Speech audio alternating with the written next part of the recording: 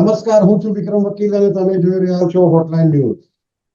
આજે જે વિષયની ચર્ચા કરવાની છે એ વિષય ની ચર્ચા કરવા માટે આપણી સાથે જોડાયા છે વરિષ્ઠ અને ખૂબ જ જાણીતા પત્રકાર રાજુભાઈ સાળુંકે. રાજુભાઈ, આપનું સ્વાગત છે હોટલાઇન ન્યૂઝમાં. નમસ્કાર. નમસ્કાર રાજુભાઈ. રાજુભાઈ, આજે જે આપણે બે ટોપિક લીધા છે, પહેલા આજે હમણાં શરૂઆતમાં આપણે પહેલા ટોપિકની વાત કરી તો સુરતના મ્યુનિસિપલ કમિશનર જે અગ્રવાલ છે, શાલિની અગ્રવાલ, એ કેટલાક નિર્ણયો બહુ વિચિત્ર રહી રહ્યા છે અને તમે તમારા અખબાર જનસત્તા લોકસત્તામાં પણ નિયમિત રીતે એની ટીકાત્મક નુક્તાચીની સતત કરતા રહો છો.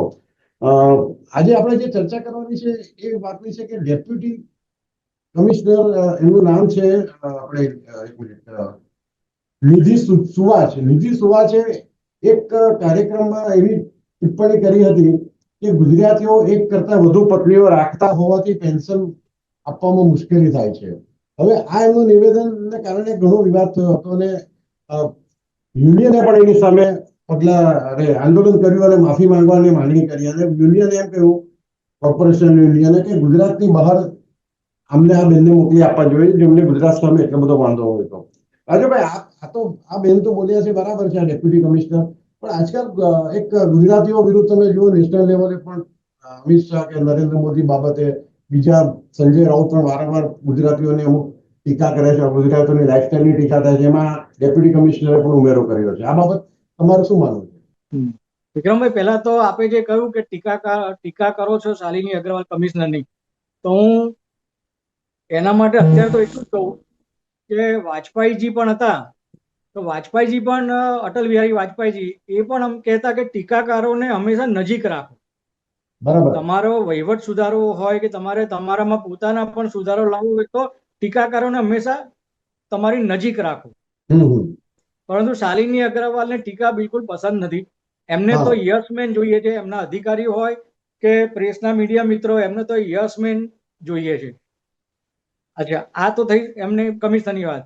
હવે આપણે જે નિધિ સિવાચની જે વાત કરી, વાત તમારી બિલકુલ સાચી છે કે જે બહારથી જે એટલે ગુજરાત બહારના જે આઈએએસ ઓફિસર કે આઈપીએસ ઓફિસર આવે છે, એમને ગુજરાતી કે ગુજરાત પ્રત્યે એટલું બધું લગાવ, લાગણી કે માન નથી હોતું. આ ઘણા કિસ્સામાં આપણે જોયું પણ છે. હવે નિધિ સિવાચ આ કિસ્સાની વાત કરીએ તો યુનિયન કોર્પોરેશનના લગભગ 18-19 યુનિયન છે અલગ અલગ મળીને. એ તમામ યુનિયનના આગેવાનો, પ્રતિનિધિઓ સાથે પહેલી વખત આવી મોટા પાયેની મીટિંગ નિધિ સિવાચ ડેપ્યુટી કમિશનર છે એમણે ગોઠવી હતી. એમાં એક મુદ્દો આવ્યો પેન્શનનો. કર્મચારી ગુજરી જાય, રિટાયર થાય તો એના પેન્શનનો એક મુદ્દો આવે છે. તો યુનિયન વાળાએ જે કે રજૂઆત કરી એ સંદર્ભમાં નિધિ સિવાચથી એવું એક વાક્ય બોલાઈ ગયું અથવા તેમણે કહ્યું કે ભાઈ ગુજરાતીઓ એક કરતા વધારે પત્ની રાખે છે અને એના કારણે થઈને અમને કાયદાકીય રીતે પેન્શન આપવામાં મુશ્કેલી પડે છે. હવે આ વસ્તુ સમજાતી નથી કે કાયદાકીય રીતે પેન્શન આપવામાં મુશ્કેલી કેમ નડે. કારણ કે જ્યારે તમારે કર્મચારી જ્યારે નોકરીમાં જોડાય છે ત્યારે એને નોમિનેશન માટેનું ફોર્મ ભરવાનું છે. નોમિની એને નક્કી કરીને લખવાનું હોય કે એના નોમિની કોણ રહેશે.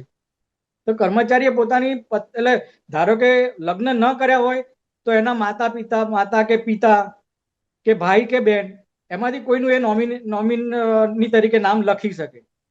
લગ્ન થઈ ગયા પછી પત્નીનું નામ એ નોમિનીમાં આવે છે. તો એમાં એ નામ લખેલું હોય તો એ સ્પષ્ટ જ હોય, એનું નામ હોય ને એનું સાથેનું એનું સગપણ શું છે એ પણ લખેલું હોય છે. તો આ જે નિધિ સિવાય ડેપ્યુટી કમિશનરને એમાં ક્યાં તકલીફ નડી કે ક્યાં કાયદાકીય એમને મુશ્કેલી નડી. કર્મચારીના ફાઇલમાં નોમિનીમાં જે નામ હોય એની પત્નીનું નામ હોય તો એને પેન્શન આપવાનું છે. ચલો આપણે હિન્દુ ધર્મ પ્રમાણે એક પત્ની છે, મુસ્લિમની અહીંયા વાત કરીએ તો મુસ્લિમો કદાચ 2 હોય, 3 હોય કે 4 હોય, પણ નોમિનેશન હોય તો નોમિનીમાં એક જ નામ હોય અને જે પત્નીનું 4 માંથી જે પત્નીનું નામ લખ્યું હોય એને પેન્શન આપવાનું હોય. તો હિન્દુ ધર્મમાં તો ધારો કે કર્મચારી લગ્ન કરેલો છે તો એની જે પત્નીનું જે નામ લખ્યું હોય કોર્પોરેશનના ફાઇલમાં ચોપડા પર જે નામ હોય એ લેડીને પેન્શન આપવાનું છે. તો એ વસ્તુ કાયદાકીય પણ છે તો નિધિ સિવાય જયારે આઈએએસ ઓફિસર છે અને ડેપ્યુટેશન પર અહીંયા મુકાયા છે, તો એમને એટલું તો નોલેજ હોવું જોઈએ કે જે નોમિનેશનમાં જે નામ લખ્યું હોય એને જ પેન્શન આપવાનું છે. તો એ તબક્કે એ ગુસ્સે થઈને આવું ઉચ્ચારણ જે એમને કર્યું તે કેમ કર્યું એ સમજ બહારની વાત છે. અને આ ખરેખર ગુજરાતી પ્રાઇડનો સવાલ છે.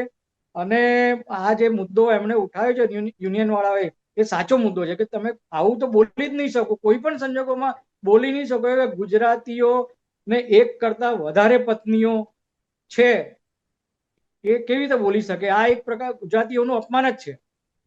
બીજું આપણે આમાં એક બી પ્રશ્ન આપણે પૂછવો જોઈએ કે ભાઈ તમે કોઈ રિસર્ચ કર્યું છે એના પર? તમારી પાસે કોઈ ડેટા છે એના કે ભાઈ આંકડાકીય માહિતી છે આટલા વર્ષોમાં ઇતિહાસમાં? મેં તો જોયું નથી કે ગુજરાતીઓ એક કરતા વધુ પત્ની કરતા હોય. જે રીતે પંજાબીઓ હોય છે કે રાજસ્થાનીઓ હોય છે એ જ રીતે ગુજરાતીઓ છે. ગુજરાતીઓ કઈ અલગ ગ્રહ પરથી નથી આવ્યા. અને આપણે તો આટલા વર્ષોથી ગુજરાતમાં રહીએ, જન્મીને મોટા થયા છે. આપણે તો જોયું નથી કે ગુજરાતીઓમાં એનું પ્રમાણ વધારે હોય, એક કરતા વધુ પત્ની રાખવા. કદાચ કોઈ પ્રેમિકા રાખતો હશે અલગ વાત છે. કોઈ રેરેસ્ટ ઓફ રેર કિસ્સામાં બે પત્ની પણ હશે, પણ હિન્દુ મેરેજ એક્ટ પ્રમાણે એલાઉ પણ નથી. એટલે ઓફિશિયલી લગ્ન કરીને એ જો બીજા લગ્ન કરે તો ઇનવેલિડ ગણાય. એટલે આ બાબત પણ ડેપ્યુટી કમિશનરે વિચારેલી હશે. અને એઝ એ આઈએએસ ઓફિસર તરીકે ને ડેપ્યુટી કમિશનર તરીકે આ એમની ઇમેચ્યોરિટી છે. એમને કાયદાનું નોલેજ હોવું જ જોઈએ કે ભાઈ આ અને બોલતા પહેલા એમણે પહેલા તો આ વાક્યનું ઉચ્ચારણ કરતા પહેલા પણ એમને 10 વખત વિચારવું જોઈએ. કાયદામાં જે જોગવાઈ છે એ પ્રમાણે પણ એમને બોલતા પહેલા વિચારવું જોઈએ. અને એ ગુજરાતમાં ધારો કે અહીંયા એ ફરજ બજાવે છે, તો એમણે આપણી પ્રણાલિકા છે, પરંપરાગત આપણી રૂઢિઓ છે, તો એનું પણ એમને ખ્યાલ રાખવો જોઈએ કે એક કરતા ગુજરાતીઓને એક કરતા વધારે પત્નીઓ છે એ વાક્ય એ કેવી. ઘણા લોકો એટલે આ 3 દિવસથી વિવાદ ચાલે છે, એમાં કોર્પોરેશન ઘણા અધિકારીઓ એમ કહે છે કે ભાઈ એ બિન ગુજરાતી છે, એમને ભાષાનું એટલું જ્ઞાન નથી, ભાષાનું એટલું નોલેજ નથી. તો કદાચ સ્લીપ ઓફ ટંગ ગણી શકાય, પણ મારા હિસાબે એ સ્લીપ ઓફ ટંગ પણ નથી અને ભાષાનું અજ્ઞાન પણ નથી. આટલું શુદ્ધ એટલે આટલું ગુજરાતી જે છે કે આ જે વાક્ય છે એને ભાષા સીધી આપણે ભાષા સાથે સાંકળી લઈએ કે ભાષાનું અજ્ઞાન છે, તો એ ખોટી વાત છે.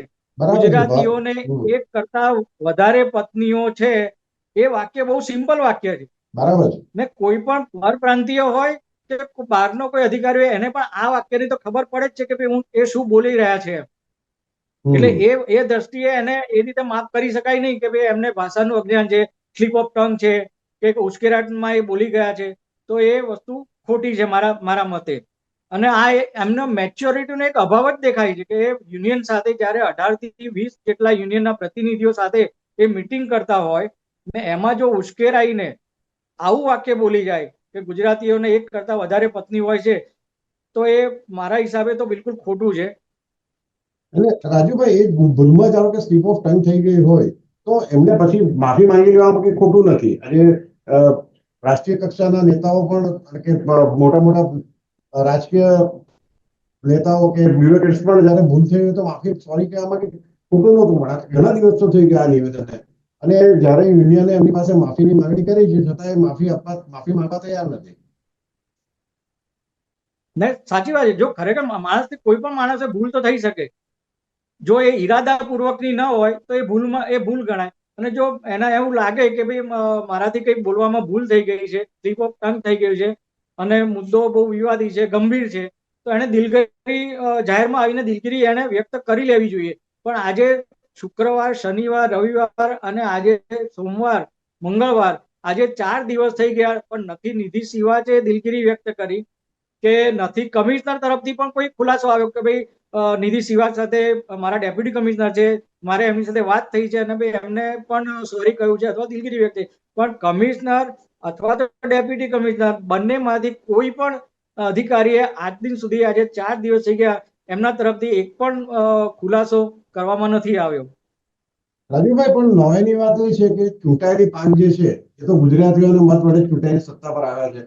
એમાંથી પણ કોઈનાનો મેયર સહિત પેલું એ નથી થતું કે એમને કઈ અસર નથી થઈ કે એમને ખબર નથી પડતી કે આટલા બધા બ્યુરોક્રેસીથી દબાયેલા છે ચૂંટાયેલી પાંચ, એમ તો જનરલી સરકારમાં આપણે જોઈ રહ્યા છીએ કે અધિકારીઓ આગળ મિનિસ્ટરોનું પણ ચાલતું નથી, પણ આટલી હદે દબાયેલા છે આપણને ખબર નહોતી.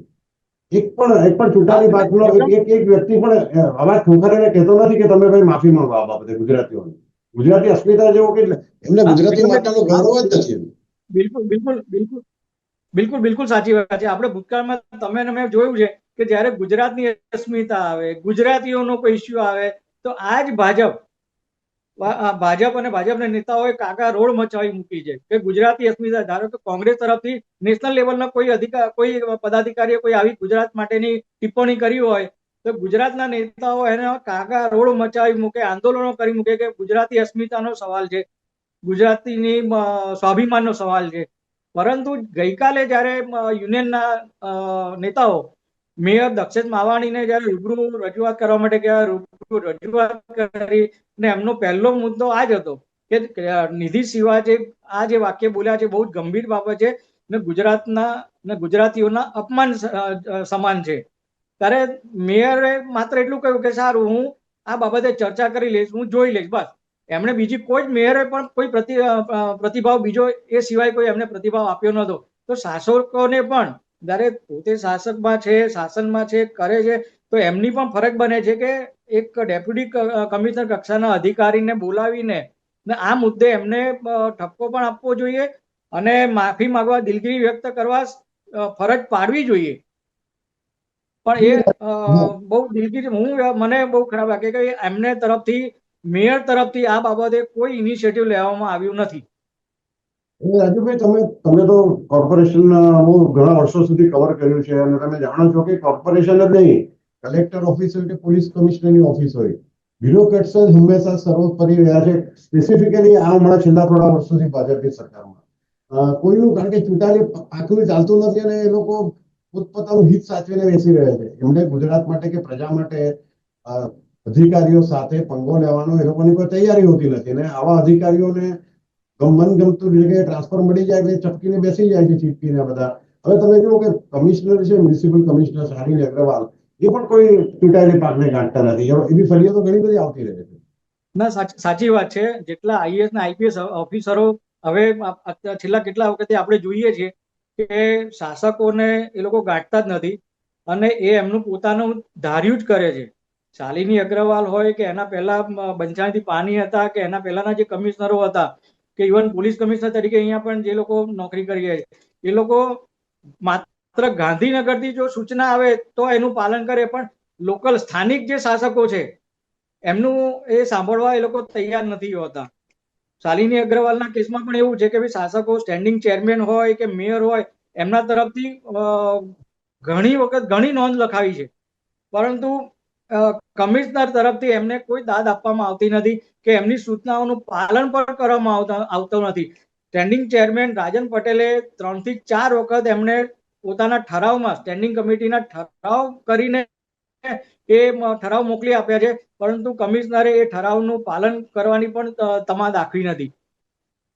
જી રાજુભાઈ, હવે આપણે ઈચ્છીએ કે ભાઈ પ્રજા હિતમાં તો એટલીસ્ટ પોતાના હિત માટે તો કરે જ છે આ લોકો બધા ચૂંટાયેલી પાક, પણ પ્રજાના હિત માટે પણ આ ડેપ્યુટી કમિશનર જેવા અધિકારીઓને સ્થાન ઠેકાણે લાવે. થેન્ક યુ વેરી મચ, તમે રાજુભાઈ અમારી સાથે જોડાયા. આભાર. આવા પ્રકારના વિડીયો તમને જોવા ગમતા હોય તો હોટલાઇન ન્યૂઝ ચેનલને લાઇક, શેર અને સબસ્ક્રાઇબ કરો.